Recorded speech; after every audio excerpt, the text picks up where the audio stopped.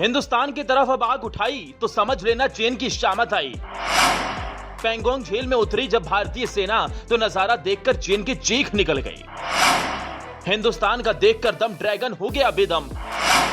पैंगोंग में शक्ति प्रदर्शन देख चीन घबराया, पड़ोसी मुल्क पाकिस्तान को भी पसीना आया।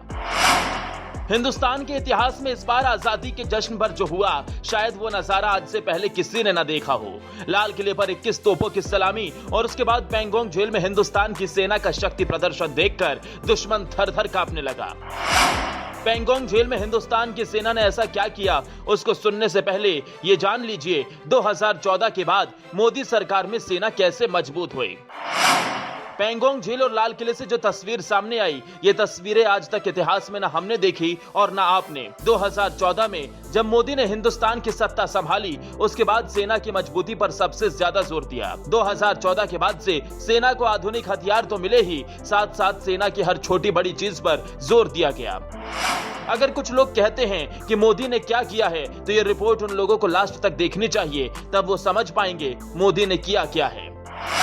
हिंदुस्तान में आजादी का जश्न मनाया गया। लाल किले पर भारतीय सेना की ताकत देखकर हर कोई चौंक गया। भारत में ही तैयार हर तरह के उपकरण और सिस्टम देखकर दुनिया चौंक गई। 15 अगस्त पर लाल किले की प्राचीर से हिंदुस्तान ने दुनिया को बता दिया, ये पहला वाला हिंदुस्तान नहीं है। पिछले साल भी चीन ने भारत को आंख दिखाने की कोशिश की थी, लेकिन हिंदुस्तान के सैनिकों ने चीन की सेना को खदेड़ दिया। पहले भी और सरकारें रही, लेकिन चीन के सामने वो घुटने टेकती रही। आजादी के जश्न के एक दिन बाद यानी 16 अगस्त को हिंदुस्तान की ताकत देखकर चीन का पसीना निकल गया। दरअसल रक्षा मंत्री राजनाथ सिंह आत्मनिर्भर भारत की ओर एक कदम बढ़ाते हुए अपने देश में ही विकसित उपकरण और सिस्टम भारत की सेना को सौंपे। रक्षा मंत्री ने सेना प्रमुख जनरल मनोज पांडे और लेफ्टिनेंट जनरल हरपाल सिंह की मौजूदगी में ऐसे आधुनिक हथियार सेना को सौंपे जिनको देखकर चीन की चीख निकल गई।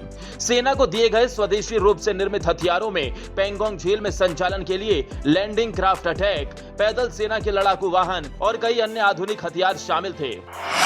रक्षा मंत्री राजनाथ सिंह ने एक खास तरह की बोट यानी नाव भी भारतीय सेना को सौंपी। पैंगोंग झील में इसका शक्ति प्रदर्शन भी किया गया, जिसे देखकर चीन बौखला गया।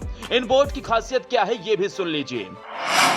ये बोट सेना के 35 जवानों को झील के किसी भी कोने में मिनटों में पहुंचा सकती है। इससे बहुत कम समय में सेना के जवान झील के उस पार भी पहुंच सकते हैं। पैंगोंग झील 134 किलोमीटर लंबी है। ये लद्दाख से लेकर तिब्बत तक फैली हुई है। झील के दूसरी तरफ चीनी सैनिक अक्सर अपनी घुड़की दिखाते रहते हैं। इसके जवाब में भारतीय सेना ने इस झील में लैंडिंग क्राफ्ट असॉल्ट को उतारा है। इसे पूरी तरह से स्वदेशी तकनीक पर बनाया गया है, जिसे रक्षा मंत्री राजनाथ सिंह ने आज ही कई अन्य उपकरणों के साथ सेना को सौंपा है।